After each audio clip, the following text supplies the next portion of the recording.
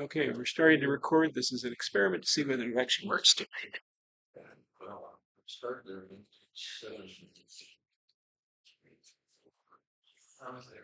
Where is it? This was downtown Cleveland. Oh, no. And I was myself, I was there, there was a dog.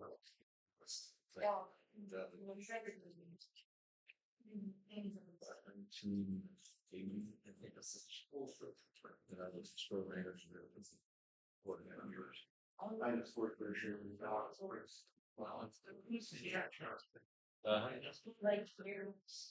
that's a nice. Those are good days of retest. Things change so much. You're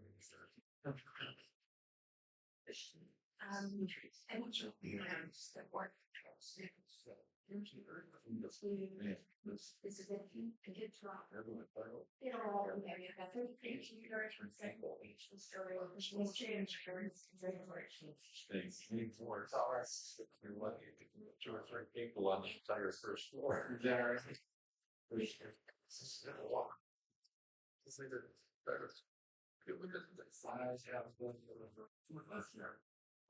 I take your money.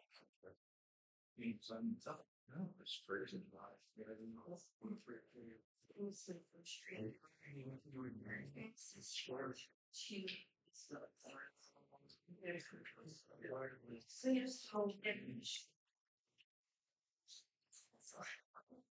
Oh, it's little. Yep, and part of it with sing. That's all we want. Feel calm, so that's something in between. Like what there's waters. Yeah, separate fall. All time there is so Halloween.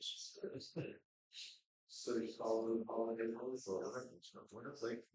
I don't even know of course there. Every time no, there was a night of $5. We're gonna look over there. We're all these things. Like here's never had stuff. Okay, we're like so back up. Yeah, like Steve was good. It's a swim club first competition where the games in June bar and schools. We can you probably understand about that. My day was that woman. This is true. One of actually times. Little watching me out that was here. She tested my streets and I brought them both love and suggestions. That's what their corrections. Still 6, 7 years old.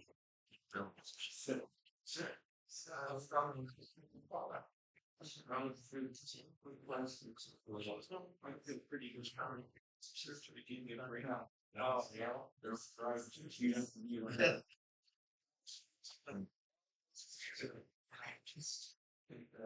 systems and things shots. Get ready for my exchange sales guys. I work for our shares. Wow, that's on. Nothing else. That was the last I had. The triple 6 nothing. Good list of just playing the into that. Get 2 groups of this. We're going to trial applications. I have people who say to win. Yes, we've seen me so I'm saying stuff that for me we're trying like the most yeah the last 2 years around the cost of the solo and it's government not fun. It's those 2 around us 2 here. It started. Like in my river food, that was proven, and that's pretty good.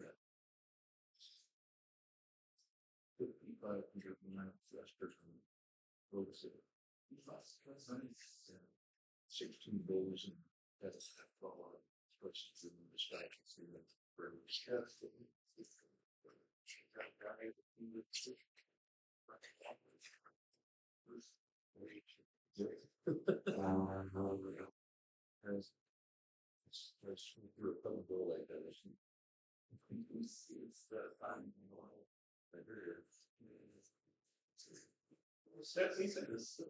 Yeah. Okay. So one's on his way in and so. Okay, well, let's do station identification. So this is the entire Bible, EP05. I did put together handouts, but I left it at home. Next time I'll bring it. And hopefully I will, they will be useful. So welcome everyone again. I'm going to try to see how interesting we can make this. Previously on our entire Bible. We've been looking at the book of Genesis, the first month in the Bible. Yes, this is also our 1 month anniversary. Yes, okay. So we looked at 2 creation stories.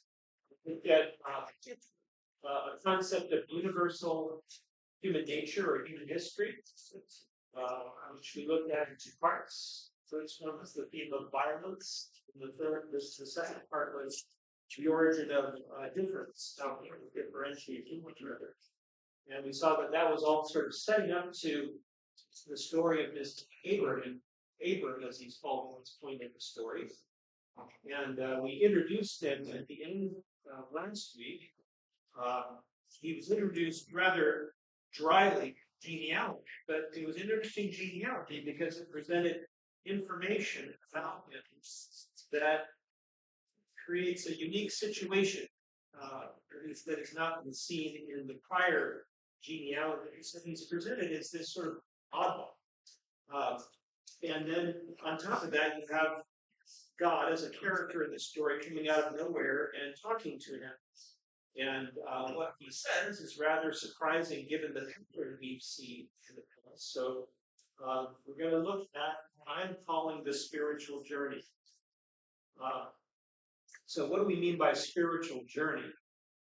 By spiritual, I simply mean that it involves some sort of divine or spiritual element, something that a person is not initiating but is responding to. And it's actually kind of interesting the way words change their meaning because prior to probably the 19th century, the 18th century, spiritual was a sectarian term.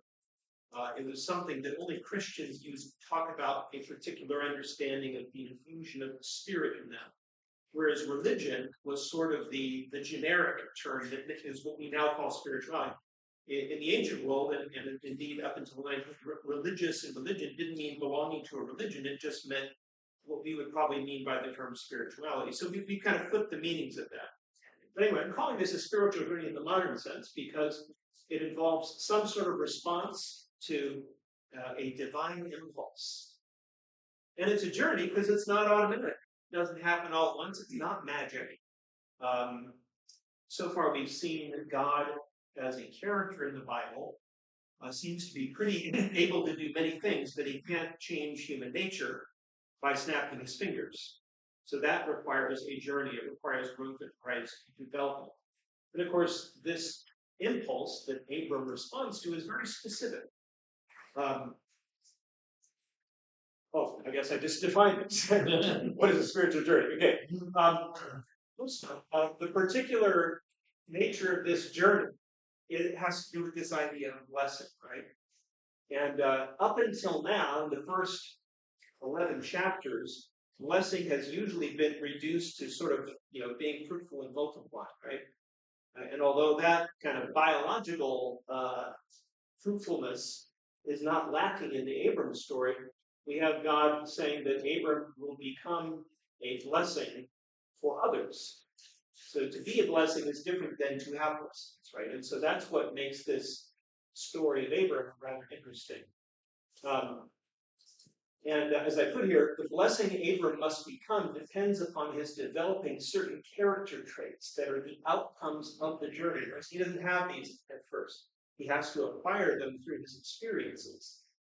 And there are two rules of the game, as it were. First, that God can help. That's the whole idea of a divine impulse, but God cannot compel.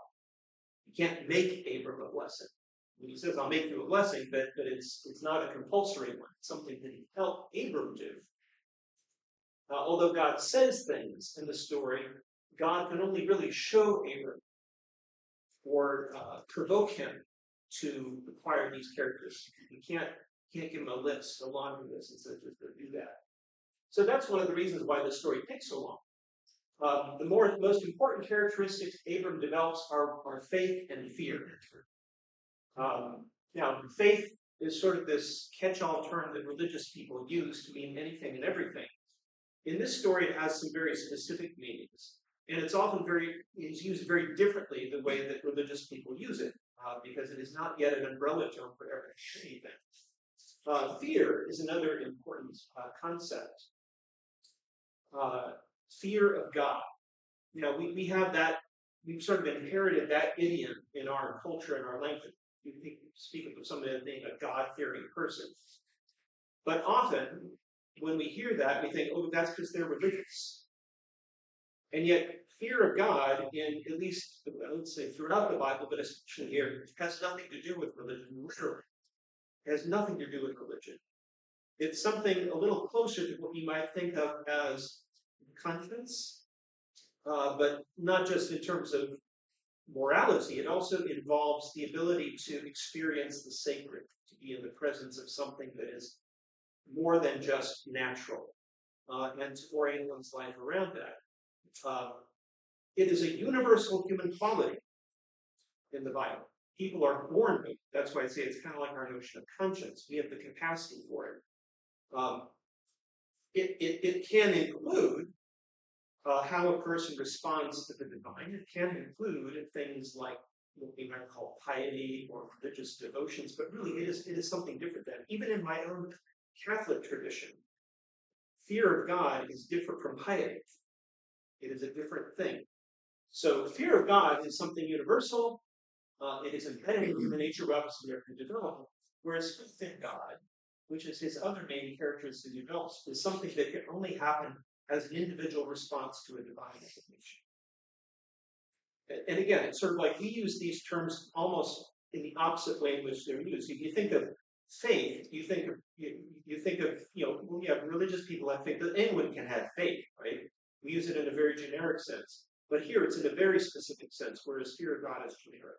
So we're going to see these two characteristics developed. Okay. Oh, I already told you about this here. Okay, so a little review. Abram is the first and only character in the book of Genesis to have faith in God, so explicitly marked. So it's something very specific in his story. It's an individual response, not a generalized credulity. It involves trust, but it also involves question. It involves obedience, but it also involves resistance. And I think when people think of faith, they think of this and that, but not this and this.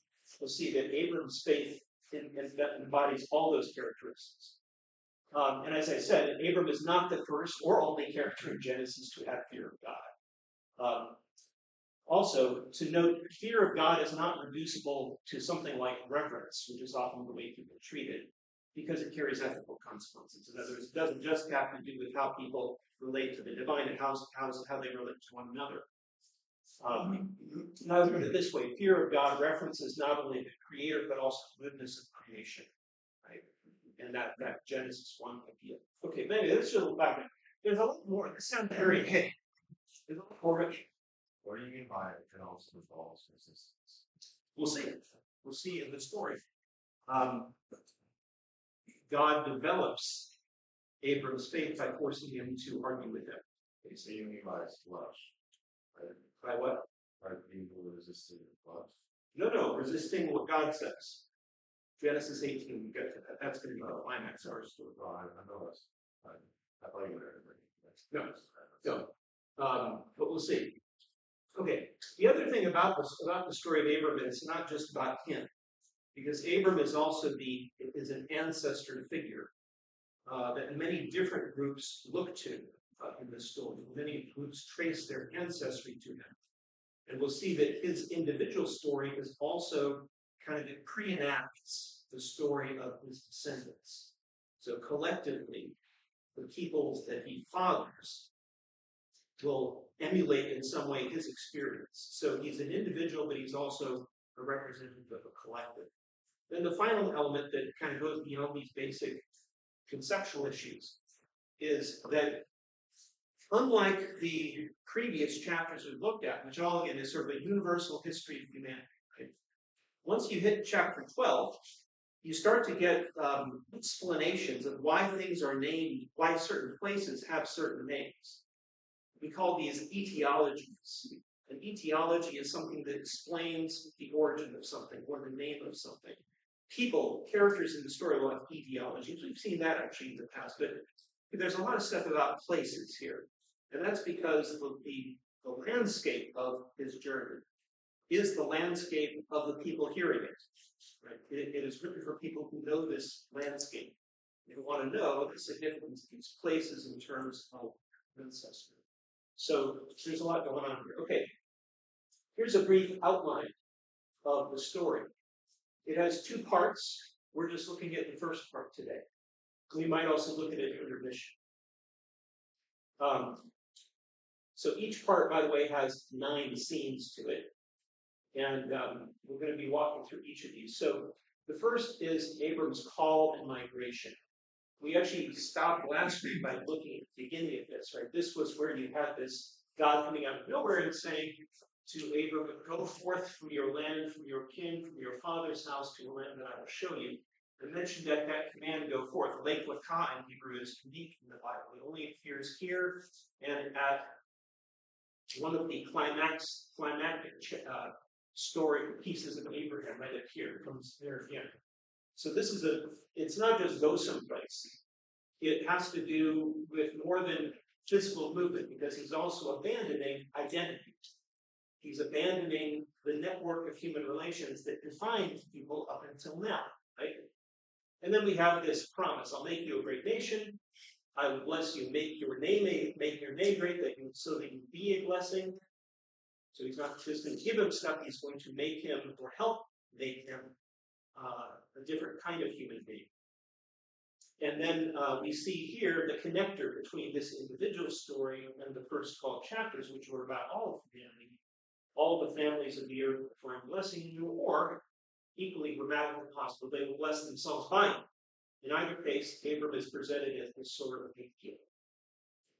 Okay, so the first part, he responds to the call. And he doesn't go alone. He comes with his wife, his nephew, who remember is a potential heir, right? We have a lot of this story is about this nephew named Lot, because and I should probably put the genealogy. Remember, it was like the guy had 3 sons, and one of them died, and Lot is the living son, and he potentially could carry on the family line. Then you have the other guy who has daughters. He could potentially carry on the family line, but he's not in the story. And then you have Abram and Sarai who can't have children. So it looks like they're not going to carry on the family line, and yet we have this promise that they're going to be great nation. Okay, so we're also told how old he is. Remember, we had a lot about age in the previous episodes. The age of Abram becomes an important character to his character arc because, of course, 75 years. Well, we looked at that fertility arch in the previous genealogy. This would be pretty amazing if he had a child at 75 years, right? So the thing about the story is making him an unlikely candidate for what has been promised him. Okay, so they set out for the land of Canaan. You remember why he was going to Canaan in the first place? Remember in the genealogy it said that his father decided to migrate to the land of Canaan. It doesn't say why, but the father dies before they get there. In the previous scene here, God says, go forth. He doesn't say go where. He says, I'll show you a land. But he doesn't say what it is. So apparently, Abram is following the plan that his father had set. So they go to the land of Canaan. Then we're told they come to a sacred place called Shechem. a sacred tree there where he sets up camp. And we're also told the Canaanites were in the land. We have a lot of these references to, oh, by the way, there were people on the land. Yeah, I had a question on the scene before. yeah. Would, in the front of that line of, would they have been a flag of any kind? I believe that we have a lot of flags in the area. It should at least be, maybe in a valley standards, but even flags probably. Yeah.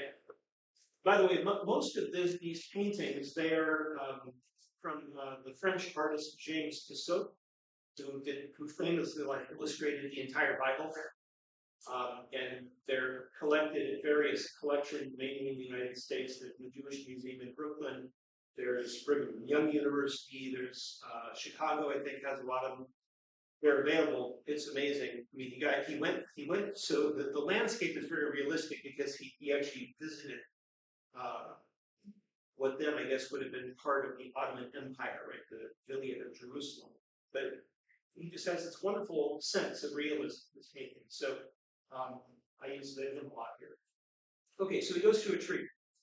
Do we remember who Canaan was from last time? Who was Canaan? What was that all about? Cursed. Right. So he was the innocent grandson of Noah, who Noah cursed because Canaan's father did something that Noah didn't like. So we had that odd, division of humanity into oppressors, masters and slaves, which Canaan is the negative end of that whole. So these are the descendants of that guy. One of the questions we had last week was, why would Abram's father want to go to Canaan? There's already people living there. Right? It's not explained. Okay. We're told that God appears to Abram and then identifies this land in which Abram was already known. This is the one I'm going to give your descendants to. Every time God says something, it reminds us the irony that he has no descendants. So this is part of the tension of the story. We're told Abram builds altars to God at these various campsites that he stages at. And he's sort of traversing through this land.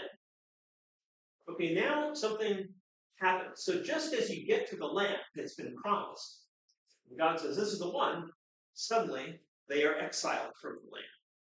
This is very typical of Abram's story, is that they almost get there and then they have to go somewhere else. Right? There's always these obstacles that have to be faced. And in this case, it's because there's a famine. So they have no food up there. They have around the Negev desert right here, so they have to go across to Egypt where there's food. This is significant. Remember, I said that Abram is not just an individual, he also sort of pre-enacts the future of his descendants. They too will go to Egypt, right? Because of a famine. Okay, so he goes there, and then he has a conversation with his wife. This is what we call a type scene. It's something that happens more than once in the book of Genesis. I call it the passing off the wife as one's sister. This is the first example of it. There's a bit of cultural background which might be important, but the main tension is that this it raises all sorts of interesting questions. So he says to Sarai, his wife, I know that you are a beautiful woman. Thank you for the compliment. When the Egyptians see you, they will say, she is his wife. Then they will kill me, but let you live. In other words, they'll try to take you. Right? Please say, therefore, that you are my sister, so that I may fare well on your account, and my life may be spared for your sake. There's a tendency among moderns to want to moralize about the Abram story constantly. And so the typical reaction to this is, well, this guy's like throwing his wife away just to spare his own skin. There's maybe a little more to it than that. Although it's uncertain, there are examples in ancient Near Eastern culture in which a woman's brother, if she is fatherless, basically has control over who she marries. So as this may be a strategy to protect them both, because if he is her brother, they're not going to try to kill him. But he can also say, no, you can't have her, you can't marry her, right? He has the legal right to do that, possibly. But of course, beyond whether that's operative or not, it's a very strange thing to say. One thing, it just shows the fact that, well, she can't have children, right? And yet, he's been promised all these children, right? So it's unclear exactly how we're supposed to regard this. But what happens is before they're able to kind of position themselves this way, she is taken by the king of Egypt, who is in the Bible called Pharaoh, and she is brought into the Pharaoh's household, and Abram gets a lot of stuff as a result of that as her quote unquote brother. Now at that point, we would have to maybe raise the question of what happens next. Is interesting because in that initial promise that God makes to Abram, he says nothing about her. He just says, you'll be a great nation. I might assume that she'd be part of it. It's not until later in the story that she is actually included in this plan. Right? So it's all very much uncertain what's going to happen. Immediately, we're told that God strikes the Pharaoh with plagues. Will that happen to the Pharaoh later on when the descendants of Abram further? They will. Somehow the Pharaoh figures out why, and he says, "Get lost! Why did you deceive me? Get out!" So the Pharaoh sends them away. So they survive this sort of near dangerous situation. There's very little details about how people and why they act in the story. When we get to the second iteration of this type of scene, we'll see it explores the kind of ethical dimensions of this thing. But anyway, saved. Okay, they go back. Apparently the family's over. They go back to the land that's been promised. He rebuilds more altars. But then there's a new problem. Question. Yeah. On that last slide. So is that the Sea of Galilee? That's what we call the Dead Sea. It's called the whole Sea of Salt. That's Lake Kinneret. Okay. Yeah, it's not the best resolution for business outline.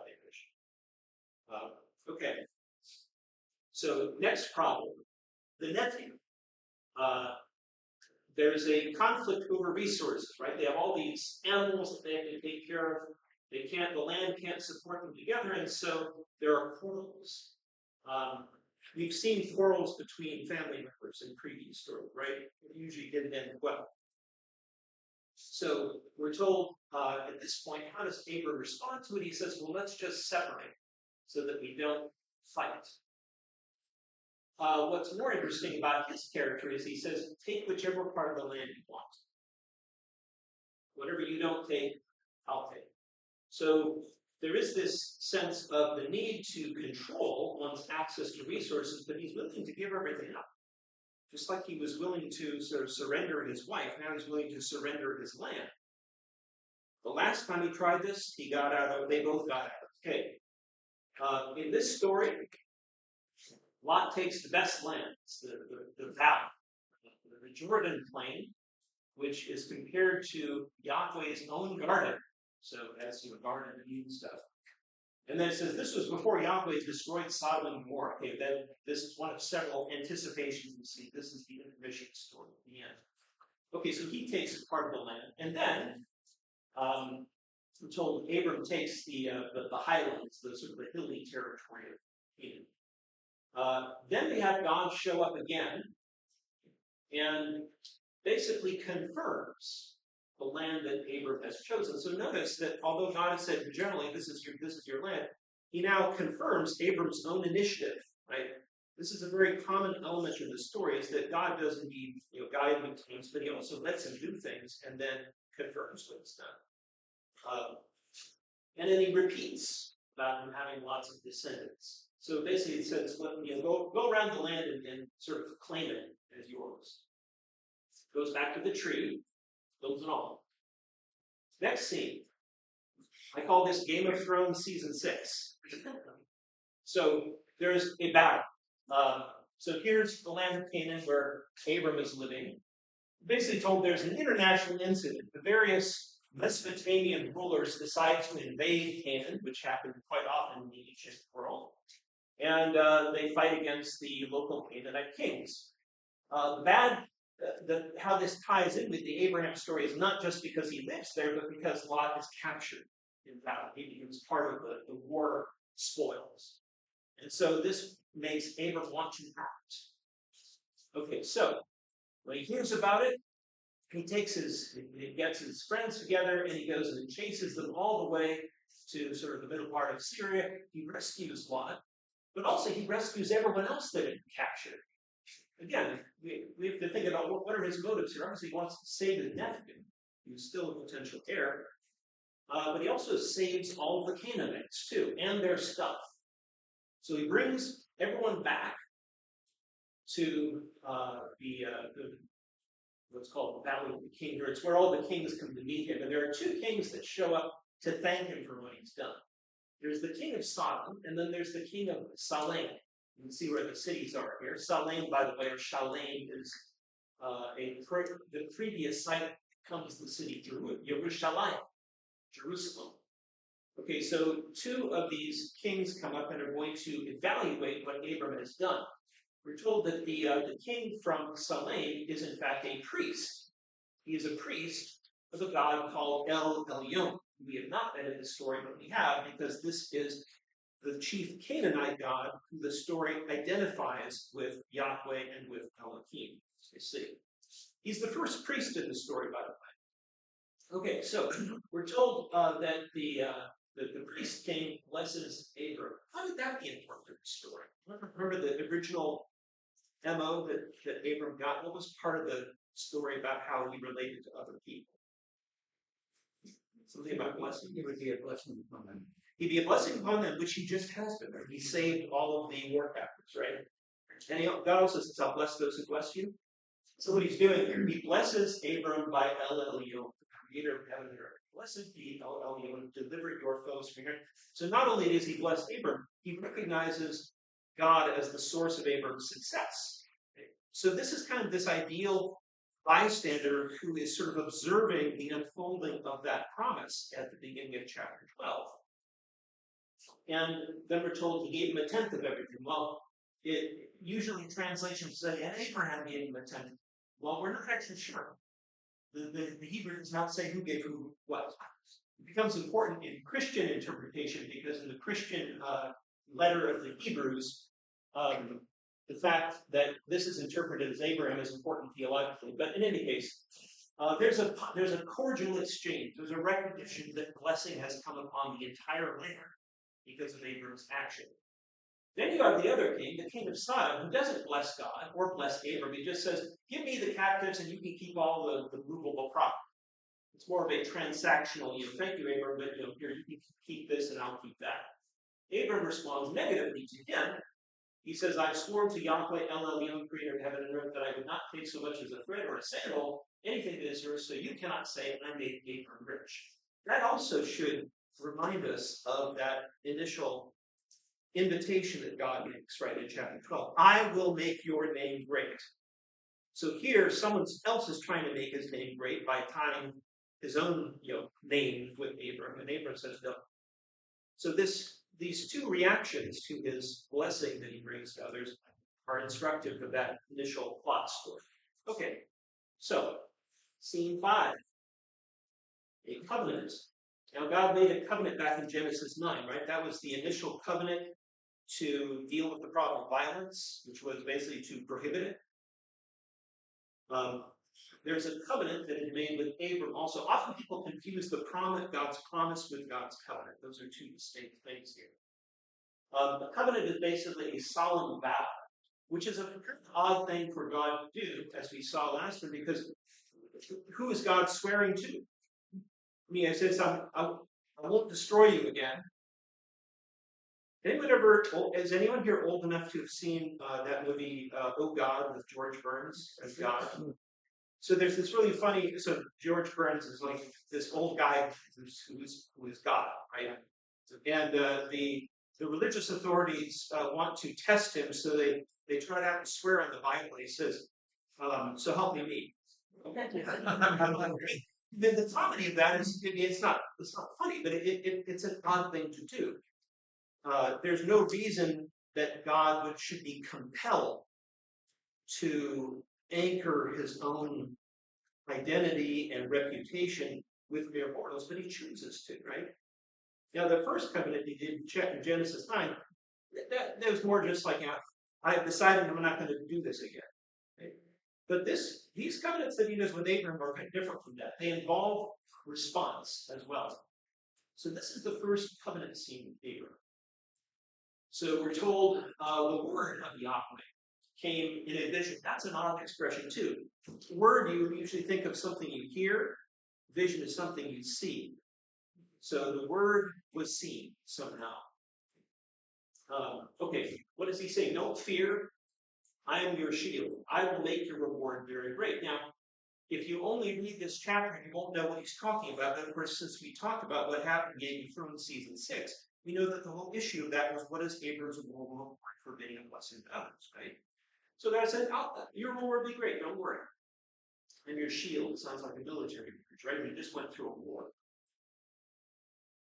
Okay, so here's first where Abram is going to push back a little. He says, Lord Yahweh, what can you give me?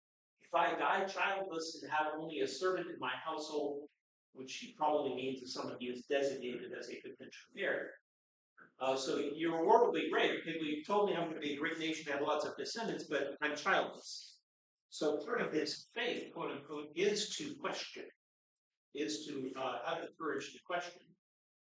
So he reminds me, you've given me no offspring, so I'll have to have a servant inherit my name. Then God responds, no, that one will not be your heir. Your own offspring will be your heir. Okay, so again, God keeps harking back to the notion of offspring that he doesn't have. But at this point, we have the faith scene. Okay, this is the only place in Genesis where the word faith is mentioned. It is a response to this. It's not generalized trust. It's a response to a declaration, right? Again, notice that this is a scene of revelation, right?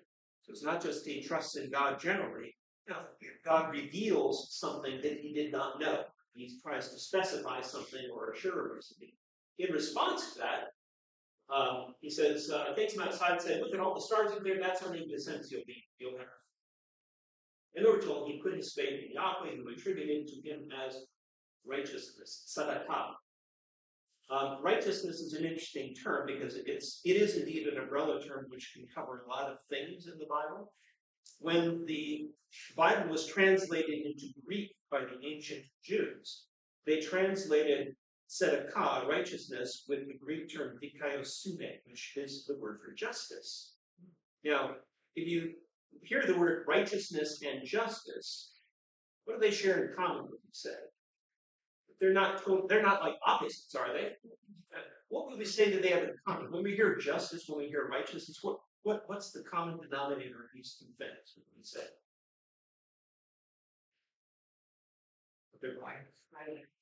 Right. The word right, there's something good, right? They refer to something, a way of being, a way of acting, a way of feeling, thinking, etc., that is positive, right? But when we hear them in English, we generally tend to hear righteousness, if we don't mean it ironically, like, oh, that guy's self-righteous. If we mean it insincerely, we, again, probably think of it more like a religious-like term, like a churchy term. Whereas justice sounds more like a secular, interpersonal thing, a civil action, right? Whereas I think we would probably think of righteousness more of that's how a person relates to the divine. So we separate these things. The Bible does not. Righteousness means both of these things, and they are bound together, as we'll see. But anyway, let's analyze this since this is so important as a characteristic. First of all, so we know he's putting faith in this claim that that a childless man will have innumerable descendants. Does Abram have any basis for that claim? We're now in chapter 15, right? We started with chapter 12. Things have happened in the story, right? So God came out of nowhere in chapter 12, but now he's had a couple of encounters with things that happened to him. Is this coming out of nowhere? Yeah. Kind of back to what we had said once at St. Paul.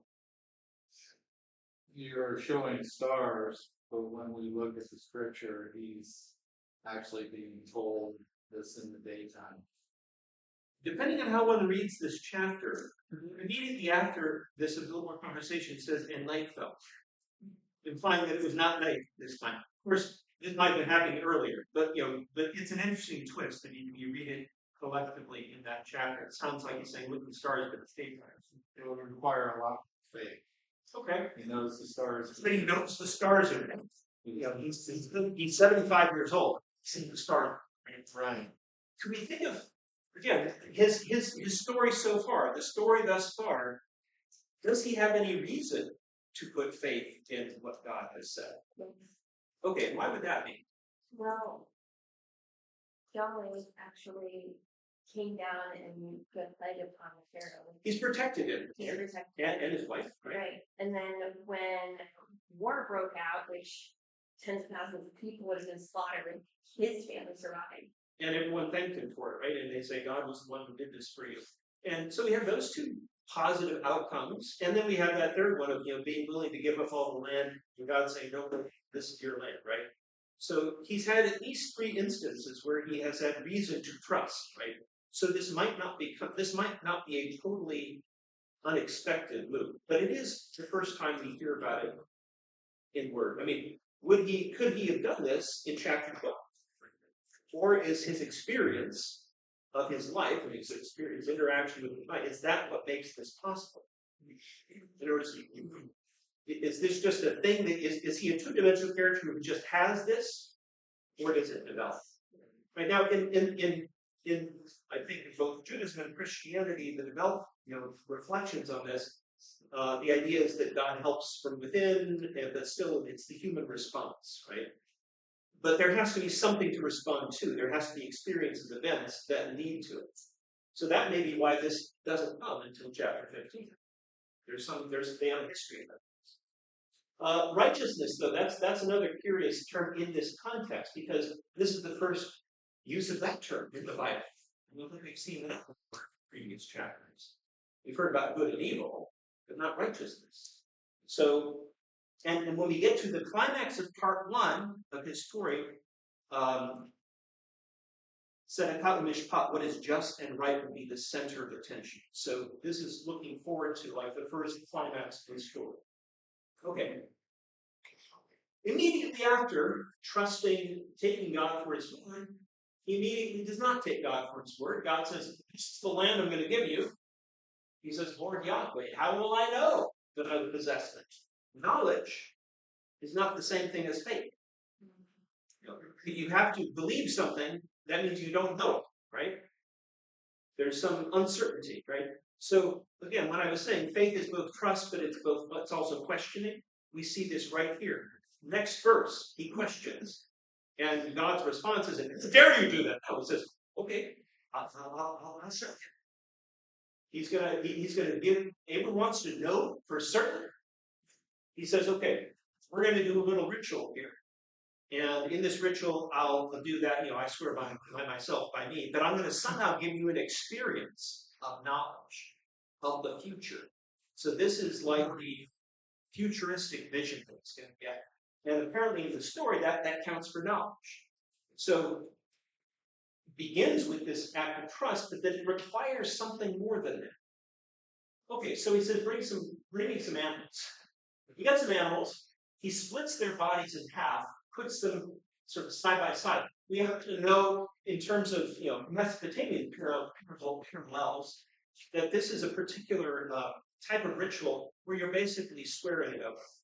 And as you walk between these separate animals, you're basically saying, if I lie, if I fail to do what I say, let me end up like those animals. So that's the cultural background. So I'm not sure why these words of prayer coming down, but anyway, he sets this up, and then the sun is about to set. A deep sleep falls upon him, a trance, and a great dark dread descends on him. Trance. There's only one other place we've seen that so far. That's creation story number 2, chapter 2, where God puts the human being in a trance so that he can differentiate the person into a guy and girl, right? But trances are very rare in the Bible. They only happen when something portentous is about to be revealed. So again, this is revelation here. Okay, so in this vision, notice God says, know for certain. He doesn't say, take me in my heart. You know. Know that your descendants will reside as aliens in a land not their own, where they will be enslaved and oppressed for 400 years. I didn't hear about anything about that until now, right? So again, it's part of the paradox, the polarity of the story is that there's these great things promised, but there will be hardship that he has to go through, and that his descendants will go through to get to it. But my God will judge the nation they must serve. After this, they will go out with great wealth. You, however, Abraham, go to your ancestors in peace and be buried in right. Okay, so he knows that he's going to live a good life and a fulfilled existence, but he also knows, portentously, that his descendants will not. So again, there's joy and terror here, right? But it's knowledge. It's apparently no longer hearsay. Okay, then we have the swearing, but it's not verbal swearing. We're told that this brazier and a flaming torch, maybe a blazing brazier or something like that, passes between the pieces. That's basically supposed to be a hypostasis for God himself. It's basically saying, don't worry, I'm serious about this. And then we're told by the narrator, on that day, God made a covenant with Abram. And again, the covenant has to do with specifying the lands, plural, that his descendants will inherit. Basically, between the Euphrates and the Wadi of Egypt, this one little brook goes this way. So this is all of Abram's descendants. He doesn't know that he's going to have many descendants. I mean, he knows he's going to have a lot, but so far God is going to say, I'm going to make you a nation. Later on, he's going to say, I'm going to make a lot of nations out of it. So, genealogically, the nations of this part of the world will be related to Abram, and they will somehow take over the Canaanites' land. They're all the great Canaanites. Okay, that was scene 5. Scene 6. Okay, well, we know so far. We know that he's going to have a biological heir. Not his servant Eleazar. He's going to have a biological heir, but his wife cannot have children. So, what would be the logical thing to do? Get another wife. Right. In a polygamous society, that would be one of the ways that you would overcome that obstacle. And that's exactly what they do. Again, here's where modern moralists would say, oh, they should have trusted God and said, God can tell. I didn't say nothing. He didn't say anything about Sarai being the mother. Come later. So again, when we moralize about it, we tend to lose the thread of the paradox of the story. The famous example of this is if God promised you that you're going to win the lottery and you don't, you say, why didn't I win the lottery? God, he asks you, did you buy a ticket?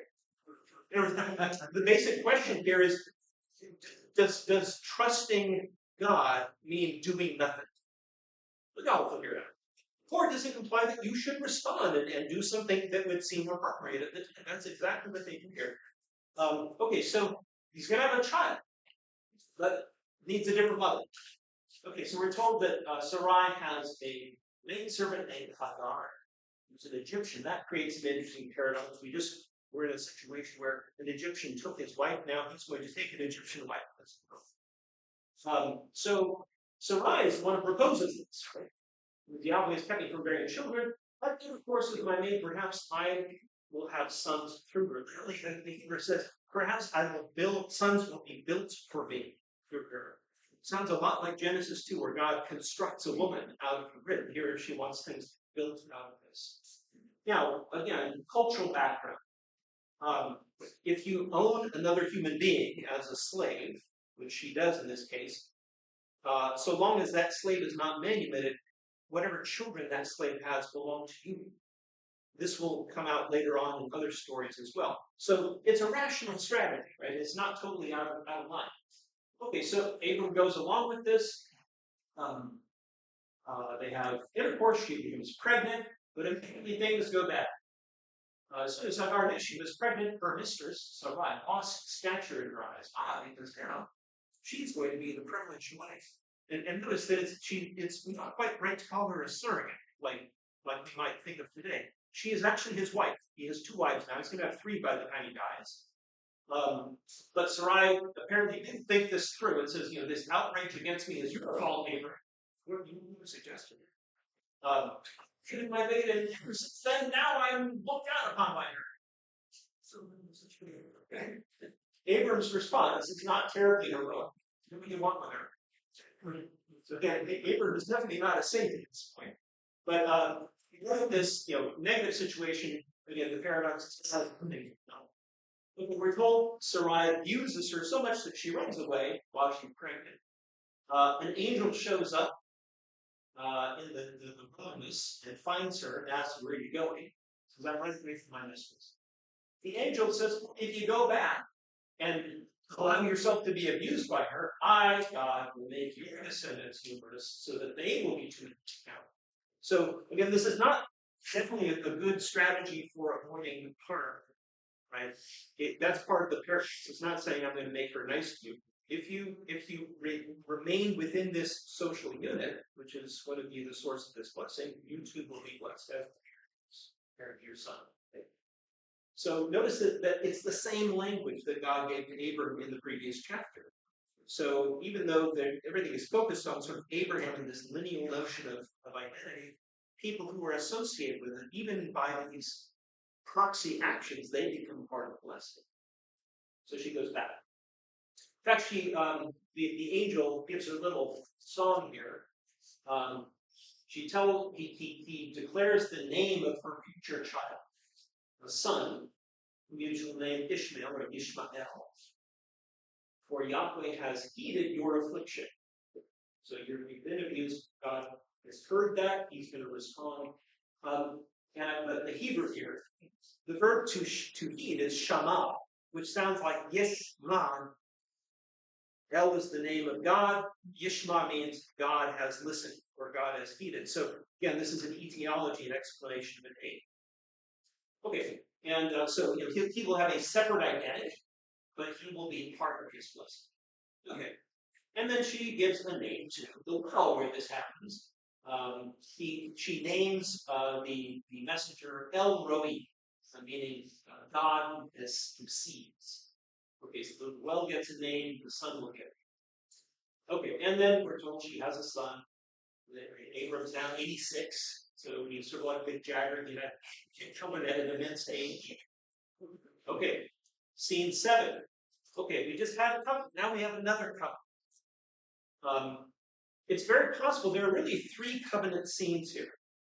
In general, we say there's an Abraham covenant as though it's one, and that's true. It may be that these 3 different scenes came from 3 separate traditions which have been woven together, but there is actually a development here. This is not just a repetition of what's gone in 2 chapters before.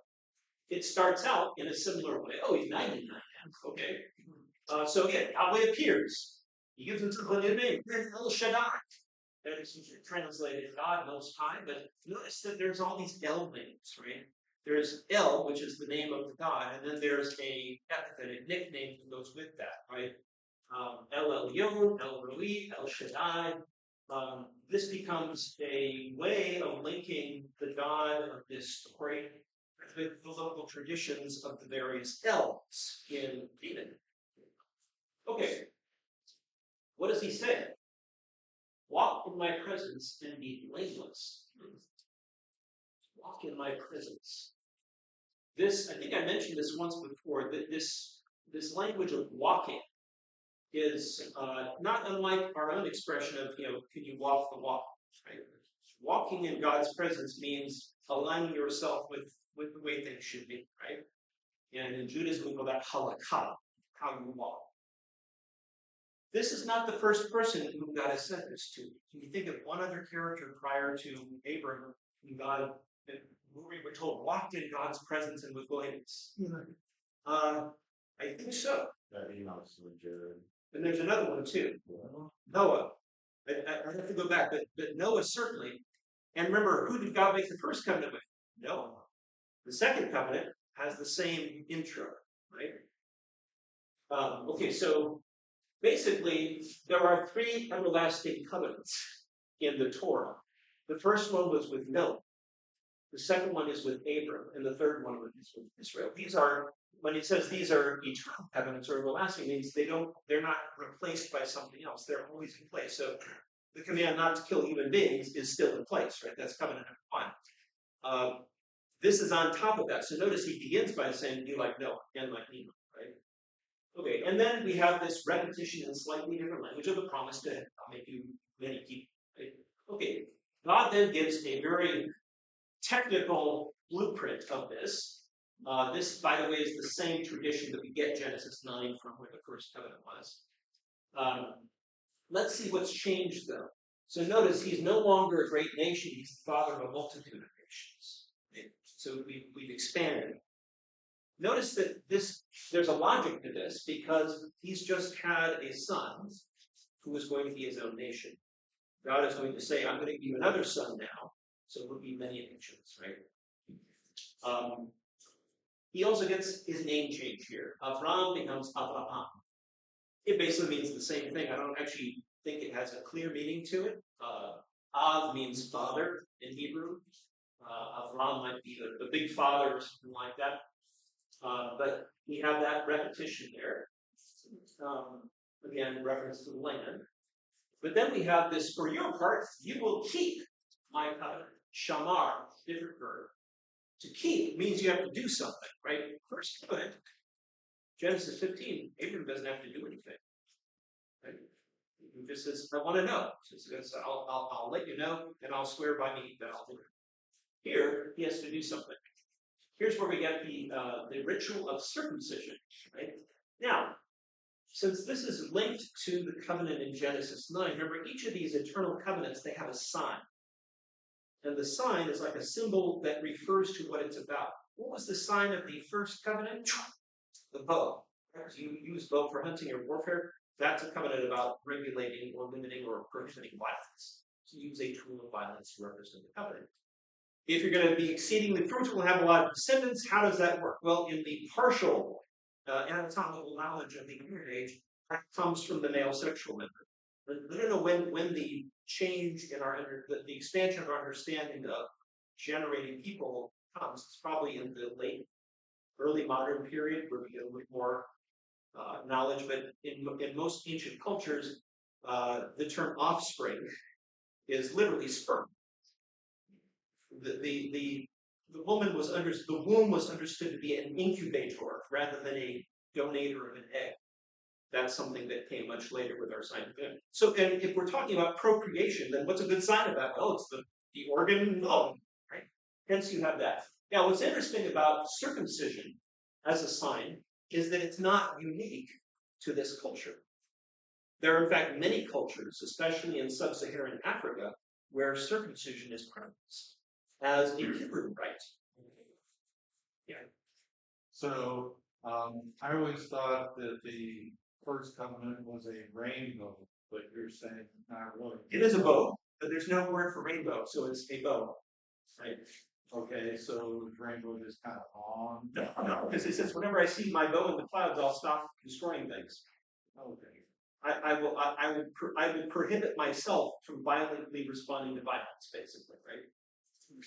Now, the sign of the third covenant is going to be imitating God by resting on the seventh day. So this covenant is, at least formally, about becoming many nations, having many children. But obviously, it's more than that, because there's this developmental process going on in Abraham that involves faith, that will involve other things, like righteousness, justice, things like that, which go together with this. But the sign formally is he's going to be your nation, right? Anyway, I was thinking, circumcision is a very prevalent ritual, but in most cultures it is a puberty rite for boys. In other words, that's how boys become men, as they get circumcised when they're 13. And if they flinch, they are not true men. Right? It's one of those things. What's interesting about the biblical understanding of circumcision is that it is a birth, not a puberty. Notice how this works. It is not just about genetics. It's not just, yes, when you have your own children, they must be circumcised if they're male, but even the non-genetically related people in your household, like servants and things like that, your social unit, right? The community itself is marked by this, because that's what marks this part of this blessing. And notice that there is what happens if you don't? Well, if an individual male is not circumcised, he'll be cut off.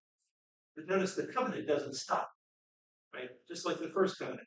Even if someone kills someone, they will be punished, but I won't flood the world. It has that kind of resonance to it. But that's just the beginning. Here's where it really gets interesting. We hear Sarai is now part of this. As for Sarai, first of all, call her Sarah from now on. I will bless her and I will give you a son by her. Now we have a specification of this. Her also I will bless. She will give rise to many nations, etc., etc. Here, Abram responds not with faith or a demand for knowledge, but with a lack of belief. And that, of course, is important because the name of this son who is also going to be given in this chapter is Yitzchak, which means he laughed. And so, Yitzchak, and he laughed, is again anticipating the name of the son. And so you have a story about why he called him Yitzchak. Because dad was laughing and the whole mom was laughing at the time later. Okay, so obviously, again, he's thinking in common sense. So I'm almost 100 years old. Sarah's 90. How's this going to work? Please let Ishmael. We already have a son. He's great. So not only is he ridiculing this promise, he's actually saying, no, I'd rather have Ishmael, please. He's interceding, he's advocating for something other than what God just said. What does God respond? How dare you challenge me? No. He replies rather at length, first of all, you're going to have a son named Yitzhak, so Sarah will be born. I'll maintain my covenant with him. But as for Yishmael, I have Shematim. I have heeded you. So again, here's another explanation, isn't it? But this is pretty significant. It's Abram's choice to advocate for him that leads to this blessing for him there, right? So again, it depends on Abram as much as on God. Totally asymmetrically, of course, but that's the whole nature of this covenant. There has to be a human response. Right? So he too is going to be a great name, a great nation for that. Okay. Then there's the everyone gets circumcised, right? Okay. All right. And the point of this incision scene is to demonstrate ad nauseum that he in fact fulfilled that responsibility. Okay, so he's done it. Next scene, the visitors. We're not sure how much longer in the future this takes us. Again, Yahweh appears to Abraham, by that same sacred tree. As Abram sat in the entrance of his tent while the day was growing hot, looking up, Abraham saw 3 men standing near. This is the first time that Yahweh has been given an appearance. I mean, we're told he shows up, you hear in this story. Not only as men, he has much with Abraham. What about the other two? The other two end up being angels. So they're like they're his posse. They're going with him. So he sees them. How does he respond? Now, it doesn't say that he knows what they are. He doesn't say he recognizes this is God in disguise. How he responds to strangers is the essence of this story coming up here. And that, again, is another quality which either he already has or he is developing through this experience. How does he respond? Well, he's exceedingly hospitable. Please, let me bathe your feet. Let me take some rest. Let me make some food for you. So he's extremely hospitable to strangers, to non-family members, to non-community members. Why do you think that would be? I mean, maybe he just is a nice guy, but based on the vision that God has given him, way back in chapter 12, he knows that his role is to be a blessing to all the families of the world, right? Is this why he's responding? Is he responding to that vocation, that calling that has been given for him? Well, let's see what happens. He says, okay, we'll do this. All right. He says, quick, Sarah, make some food. But he also goes out and does some work too, so it doesn't put it all on her. So they slaughter the fatted calf, all these kind of things. They sit down and they give them some. So while they're having the meal with Abram, the one asks, where is your wife? He says, oh, she's there in the tent. And the other guy says, I will return to you about this time next year, and Sarah will then have a son. So now we have a further specification, right? Last chapter, you're going to have Sarah, you and Sarah will have a son. Now we hear when it's going to happen, right? Okay, we're told that we're reminded that they're very old, and that Sarah is way into menopause at this time, and so she too. What tisha? That's the feminine form of and she left. So again, here we have another explanation of the name of the son. Why do you need that if we just had a story back here that explained the son's name and miracles, right? They've already been told that they're going to have a son named Yitzchak. But now we have another story saying the same thing. Very likely two different traditions that have been placed side by side. We've seen that in both creation stories. Anyway, so so she laughs to herself and says, now that I'm worn out and my husband is old, am I still to have sexual pleasure? There may be a bit of innuendo here because laughing is also a metaphor for orgasm in the ancient periods. So yes. What are you saying about this three men? The three men.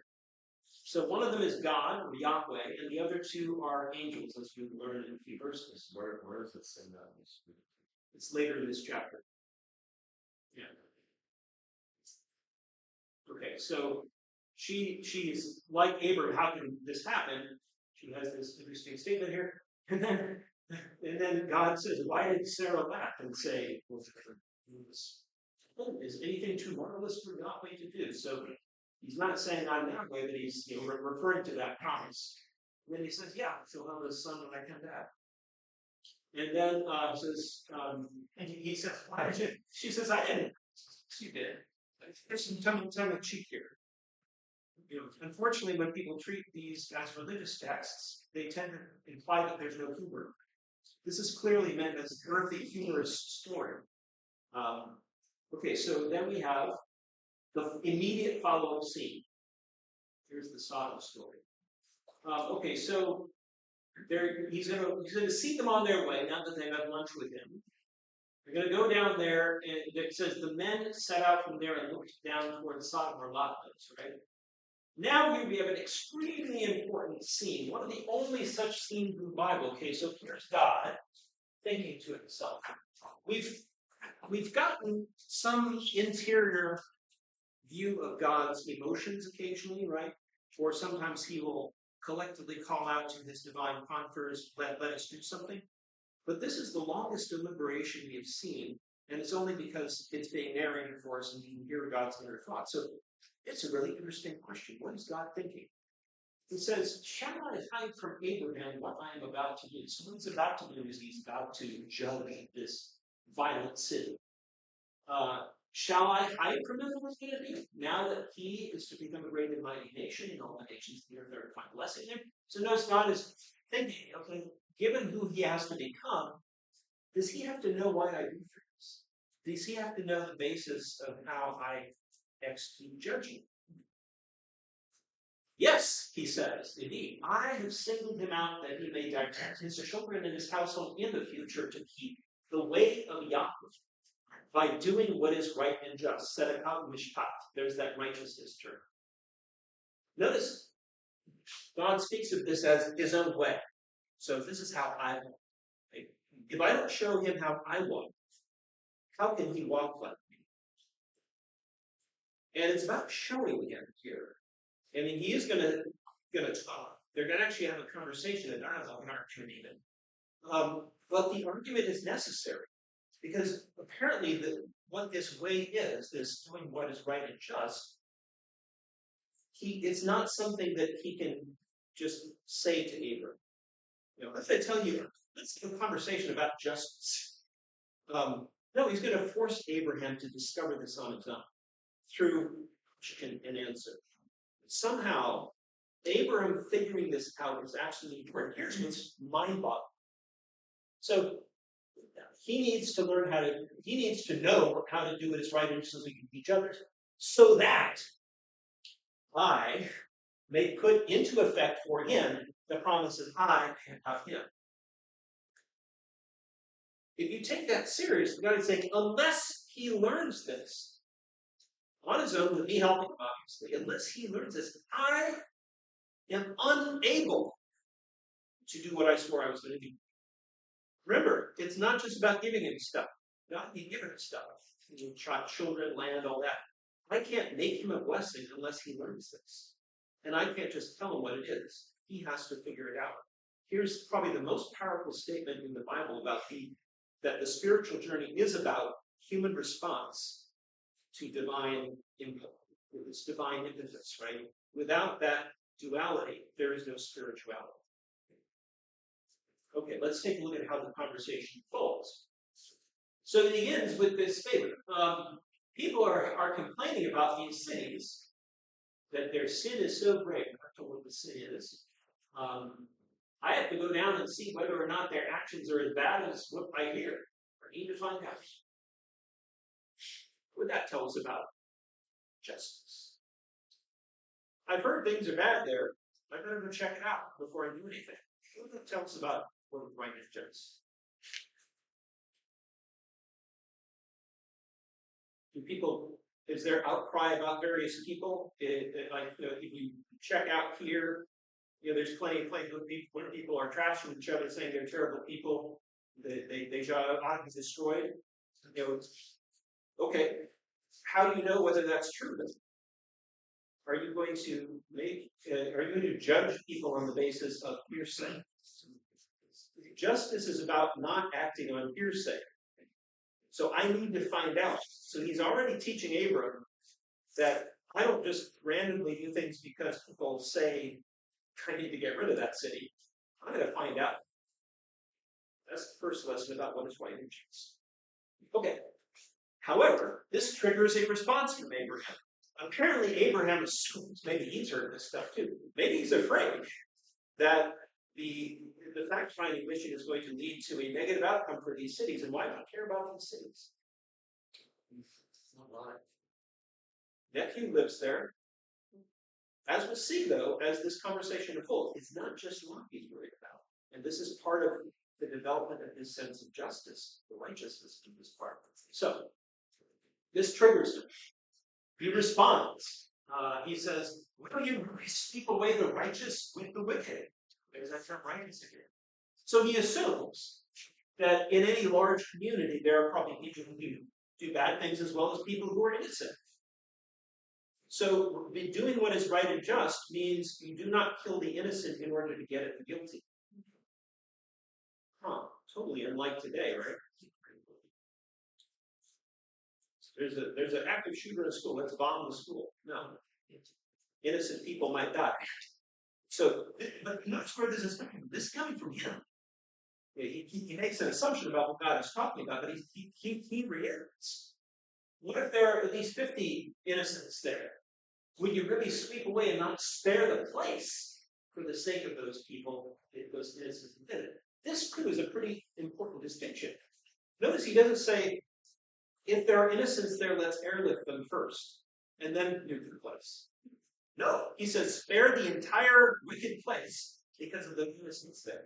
That's what is right and just. It continues. Notice, here's Abraham finding what God should be like. Far be it from you to do such a thing, to kill the righteous with the wicked, and the righteous get are treated alike. Far be it from you, should not the judge what is just. So notice his strategy is to acknowledge, yeah, you know what you're doing, but surely you would not do this, would you? And so the conversation unfolds. So here's sort of the summary of it. Abram provokes, God responds. And they basically barter. They go down, what if there's 50? What if there's 45? What if there's 40? What if there's 30 good people? What if there's 20? What if there's only 10? Will you still spare the rest? He says, yeah, there's only 10. We'll not destroy the entire city. Now, you know the story, it gets destroyed because there's less than 10 people in it who are innocent. And God does so. Now it's airlift them out, basically. But the point is that he's not going to do that until he has established with Abraham what is right and just. Yeah. So are you saying one of those men is Yahweh incarnate? Well, it doesn't say he's incarnate, he just appears. Okay, so from my understanding, Genesis was that there was 3 angels that identified Yahweh. Yahweh's representative. Okay.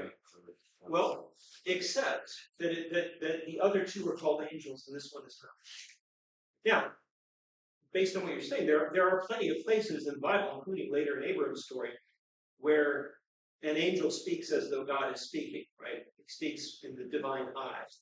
So this is the nature of a messenger. A malach is basically a spokesperson. So often the spokesperson will speak on behalf of the deity that he is speaking for. But in this case, it's pretty, you really have to bend the words a lot to say that this is not actually God. Now, there's different theologies of God, even in even in the book of Genesis. In some places, God, like in Genesis 1, God is everywhere and nowhere. God cannot be seen, can only be heard. And in other places, God's hanging out in the garden with people. So there are some anthropomorphic sort of ways of talking about God, and then there are some that aren't.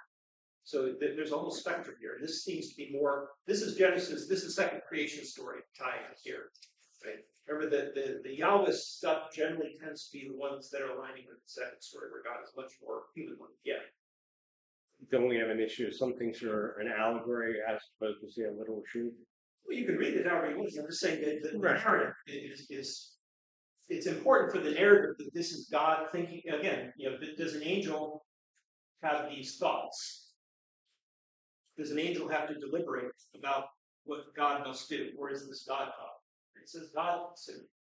So the nature of the conversation is so important for what's being conversed. Abram is defining what God should be like, and God is using this argument to help him understand what is right and just. So far we've learned that what is right and just is don't judge on hearsay. Do not destroy the wicked if it means killing the innocent. Right? Save the wicked for the sake of the innocent. And this is an incredibly important theme that we will see throughout the Bible. The other guy who's really good at arguing with God is Moses. He actually changes God's mind several times based on this principle of interceding for others. When we're saying, well, Abram is a blessing to others, is he a blessing to others because he intercedes on their behalf?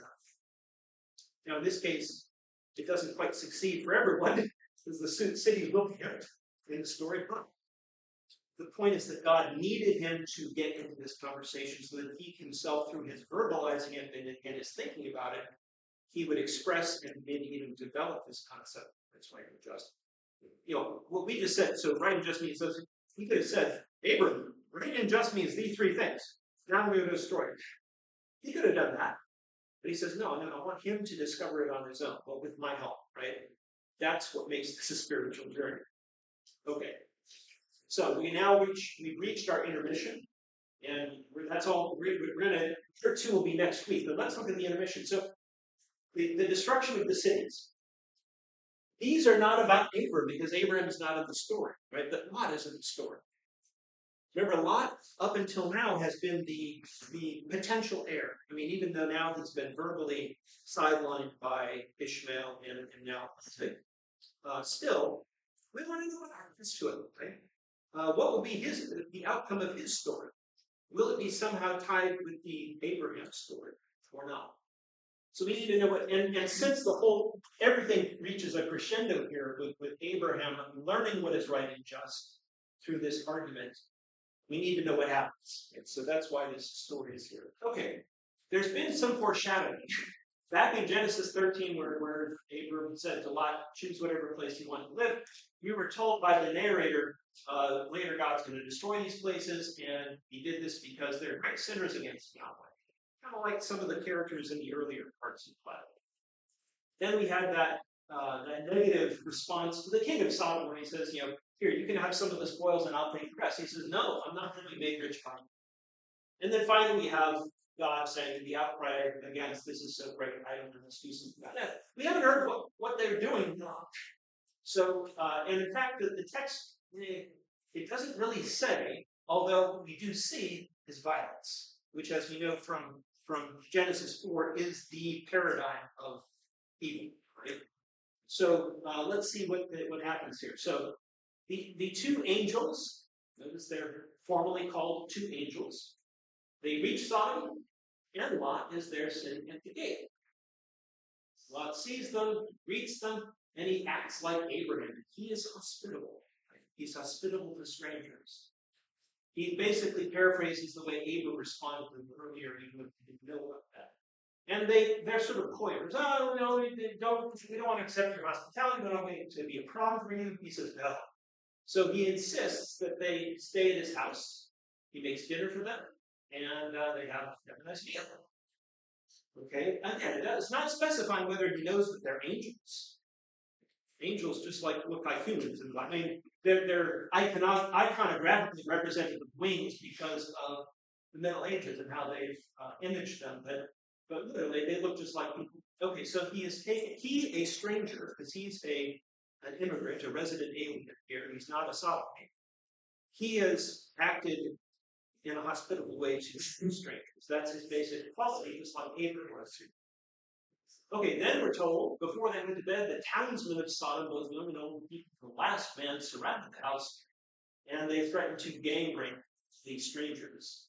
Now, where are the men who came into your house tonight? Bring them out so that we may know them. There's that know word, right? That we saw in Genesis 4. It was a metaphor for sexuality. Notice that this is about rape. It's not about sexual orientation. The Bible doesn't know what that is.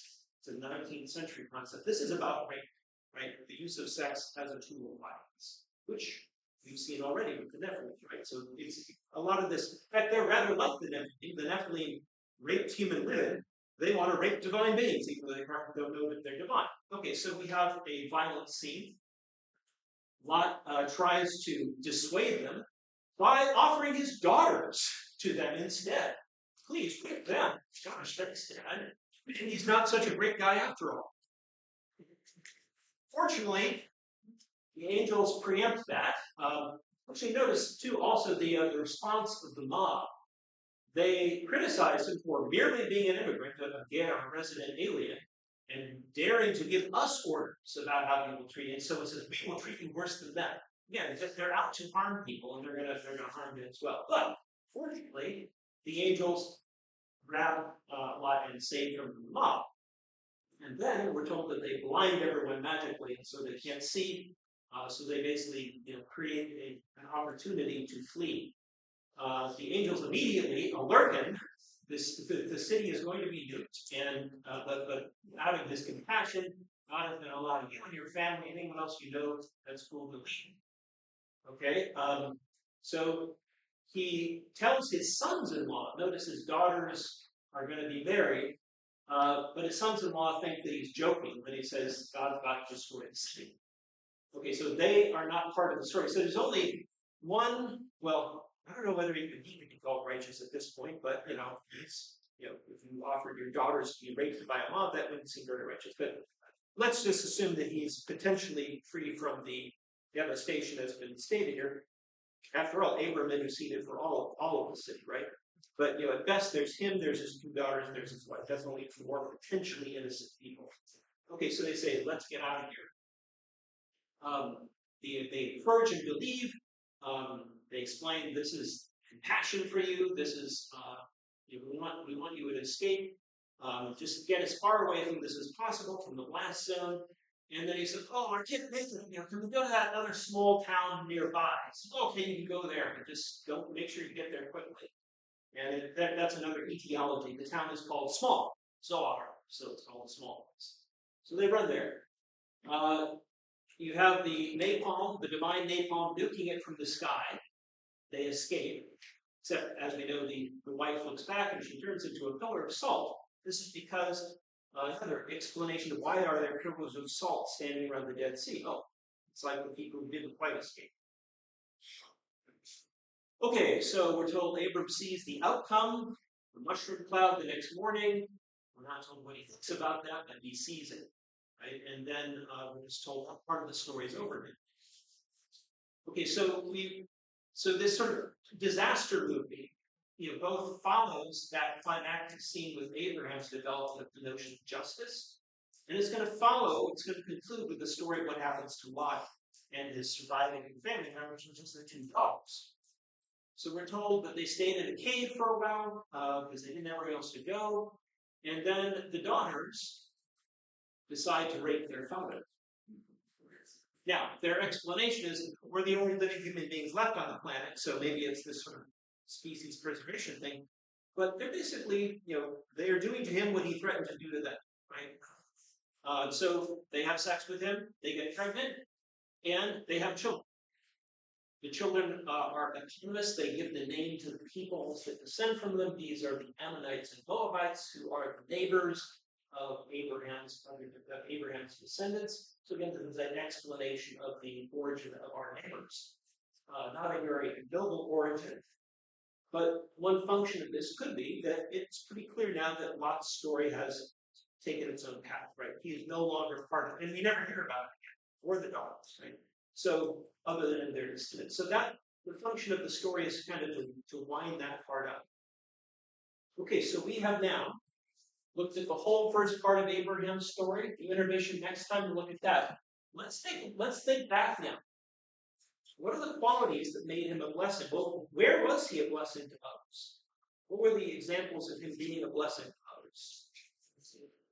He saved all the people from Game of Thrones. He also tried to save the people in Sodom, and at least save his relatives, right? But by indirectly. So he saves people who are threatened. Does he do anything else? Yeah, he was not possessive, right? He's already been given it. He's saying you choose which part you want, nephew, right? The nephew's going to, take the land across the front, next to the Dead Sea, but he's still, So there are certain positive traits which are directly connected with these incidents that take place. So it's, there are most characters in the Bible, like in most pre-modern literature, are two-dimensional, even one-dimensional. They represent some quality. There's no development, right? But with some characters, there's development. There seems to be development. At least we can, as the readers, we can imagine a kind of character arc here. Part of it is created by this gradual widening of specificity as to how this is going to happen, right? This seemingly impossible promise. He has a son, he's going to have another son in the next story. So that part is done, although they don't have the land yet. They have to be enslaved for 400 years before they get it. Deal with that. But it's definitely what's happening to him is affecting his ability to trust, to question, to obey, to push back by divine impulse, right? And also to learn what is right and just. All of these things are part of the package. And notice that this is given sort of the climactic importance. God doesn't say, if Abraham doesn't trust me, I can't do this. No, he shows trust already. He says, if he does not learn what is right and just, I cannot fulfill this for him. And so that's why that is such an important time, because that's what it means to walk like me, right? To do what is right and just, or righteousness. So we'll see that one of the major themes in the Bible, which we saw in Genesis 1, is the idea of the human capacity to imitate God, right? You're made in God's image, you have the capacity to be like God in some respect. Here is one of the ways in which that is done. But notice it doesn't just say, Abraham is a good guy, he had all these qualities, but he develops it through the story. So that's why it's a spiritual journey again. We will see that there's more to the spiritual journey, in which he will especially develop the virtue of fear of God, which I mentioned at the beginning.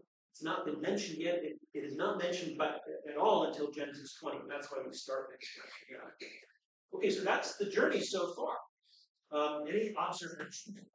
Any ideas that have been stimulated by the Bible text in any way? It's like hearing about Abraham's story, it just is helping me to kind of click why God is viewed as a father to so many people in Christianity in that sense, because this is like his child that he's teaching. Nobody is born knowing these things automatically, and he's modeling how he wants him to grow. He's modeling how he wants him to behave, what kind of morals he wants him to have, and things like that. No one, he hasn't done that for any human being before this. So he is the first, right? That is sort of a prototype, the archetype. And it's not just the archetype of be good; it's the archetype of how we become this. Right? So on the father part, we're actually going to see that the father language will not emerge until covenant number 3. Abram is not actually God's son. However, Abraham will have a son with God's help, right? And the son of that son, later on, God will claim, he is my first son. So the father language is tied up with this, but it will emerge later on. And in some biblical texts, as well as in some later traditions, Abraham, God is often called the friend of Abraham, and Abraham is named the friend of God. And the friend language, that's different from parent-child, but it moves in that direction, right? No one else has been God's friend up until now. Maybe not from Noah, but they don't really get a lot of character development. Right? This is the first one we've seen. What else? Yeah. That we can't do anything on our own. Okay. We need God for everything, even to develop our minds. Yeah, that's definitely part of it. And again, that goes back to creation story number one. If we're made in the image of God, we cannot know ourselves fully without also knowing our divine source, right? That's a basic premise. And obviously here we see there's another side. Yeah, so Abram can't do anything without God. He certainly can't fulfill his destiny without God. But God can't fulfill it without Abraham. Right? That's the other side. Again, it's a bit asymmetrical in terms of where that causality lies, but it's there. Right? This is how this story is unlike the first covenant, which is simply unilateral. I won't destroy you. If you kill someone, I'll punish you individually, but I won't destroy everything. That's unilateral. Right? Nothing. The world will not fall apart if people kill people. Right? God will punish them individually, but He won't destroy the world. This is two-way. It's a really complex plan. It's a complex plan. Where's that? There's a song. Do you know the average lifespan of an individual in these times? 30 years.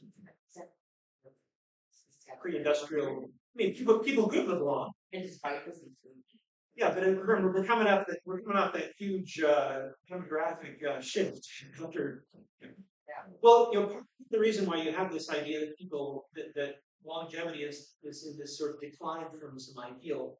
This is part of the Near Eastern culture too, the Near Eastern traditions. In the Mesopotamian king list, things that live hundreds of thousands of years and then gradually declines. So there's a similar decline here, although it's much more modest. 900 years tops, right? But yeah, historically, talking about any pre-industrial society, usually people live to about 30 years. But people can live long. so I was wondering if that was true. Was he a mature man? And Well, he's definitely mature. The number of 100. Remember too that in the one strand of tradition, people in 120 is like the notional limit to human lifespan. I don't remember whether when we get to dying, whether he exceeds that. I think, but the idea of 120, that's also not just the number; it's also a symbol of a fulfilled life. That's what I was. Yeah. Like similar. It's not blessed life would be one that is lived to the fullest, right? With the development of the characteristics we talked about. Yeah. I think, like what you guys were saying, he's had to learn a lot. Yeah. And so he had to live a long life to be able to learn. I mean, if he had just lived to be 30 years old, he wouldn't have been able to fulfill all. Right. So he has to have lived that long in order for all of these. I mean, they're not prophecies, but in order for all these things that God planned and wanted for him, he had to live. Or he's almost 40, he's 30, and he learned as 99-year-old would, and the age is more like getting a degree. You've learned more, the more knowledgeable you are, the older in years you are. Yes. There we go. Awesome. It's like getting good. That, what people don't realize is that most of these numbers, when people say like Native Americans or people 2,000 years ago lived and everyone died at 30s, that's not what average lifespan means. Like everybody, as in they were in the wilderness. It's pretty hard to live as a baby from the wilderness, even when you have your parents. So a lot of that age doesn't mean everyone's just dying around 30. That like in the Bible, like, people live to 100, but there's also those babies didn't survive, and that's why There's very high mortality. Yes. So people weren't people weren't dying at 30. But again, it's in the Lord. There's all sorts of things that can happen to you between. Yeah. I have a question. Tell me if I'm wrong. Okay. But when Abraham was in a trance, Yeah. and the animals that were split, were on the ground or nearby, okay, and Yahweh walked between them. Well, obviously he didn't walk in a straight line. so he had to come back. Okay, Okay. is the symbol, if you were like a hawk looking down on the scene, would there be blood on the ground in the form of the symbol for infinity? I have no idea. Okay. Well, interesting maybe is to see how some artists have rendered that scene. Yeah. I mean, what's really interesting, I guess, yeah. On the picture that you. Because that's how it starts out. Yeah, I mean, it really is interesting to see. The Bible is one of the most illustrated libraries on earth because you have the Renaissance, you have early modern, you have all these different times where people are imaging these various scenes that we've been looking at, and they're interpreting them through this imagery. They're, you know, like when we see the testing of Abraham in Genesis 22, next time, every artist has a different view as to how old Ishmael is or how old Isaac is. Some of them he's a baby, some of them he's a teenager. You know, there's variant traditions on this in the text, and so the artist will use one of those traditions to image how they envision that scene. But yeah, the whole is fascinating. How art is interpretation of the text. Because of course texts don't tell you everything. They leave a lot unstated, and so the function of the artist is to create a scene in those gaps and those silences and sort of bring them to visualization. Anything else? Speaking on illustrations, everybody here should look up just like the book of Ezekiel illustrations, because like in that picture earlier in the angel, like the Bible never says angels actually look like that. If you go in the book of Ezekiel though, like God sends Ezekiel like insane visions, like the valley of dry bones, or what angels actually look like, and it's like extremely surprising. And like in the Bible, every time an angel comes, the first thing they say when the angels come through visions and dreams, they say, "Don't be afraid," because they're like, if you look up like a biblically accurate angel illustration, they're like horrifying. They look like they're from the porn movie. So I think everyone here should just, if you have a Bible, like read the book of Ezekiel, or just look up like what's in it. Yeah, you're referring to the Cherubs and the Seraphs there. They aren't called angels actually, but you know later tradition will sort of classify them.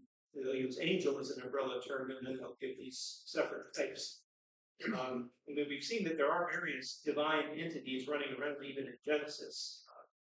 In the book of Ezekiel, which is much later text, it reflects the developed theology of the priestly order, which is this idea of the divine throne, which has to have locomotion. So you have angels that you have cherubs, which are these kind of winged sphinxes that help move it, wheels, and then you have these, the different multiple winged things. Yeah, so there's all sorts of. But you're right. I mean, they're meant to be awe-inspiring, but apparently they can also in tradition they can also conceal themselves to look like people. At least the Malachim, the ones named in the prophets are called often as people. But yeah, there's all sorts of there's no systematic discussion of angels in the Bible. There's just tradition about them, and then when you get into like Hellenistic period, from the Judaism, you have systematizing Enoch. You have by the early centuries, maybe we start to have theories about different types.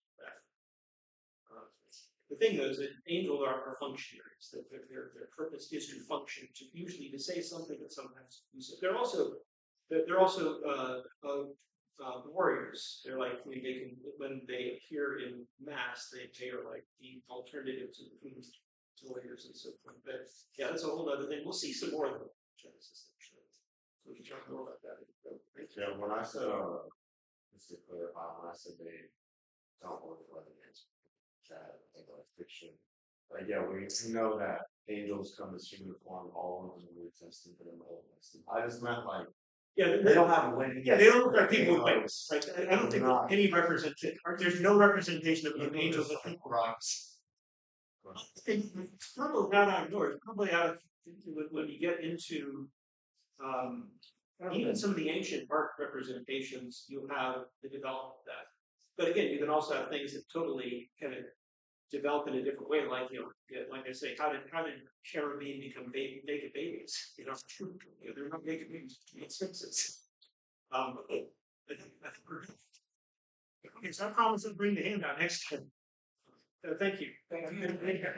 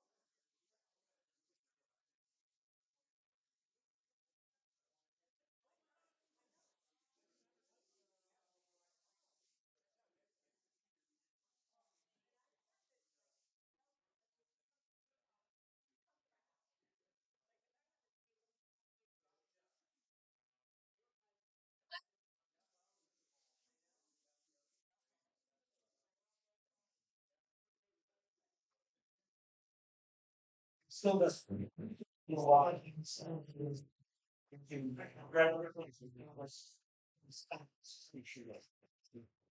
Okay, great. Turn this off here.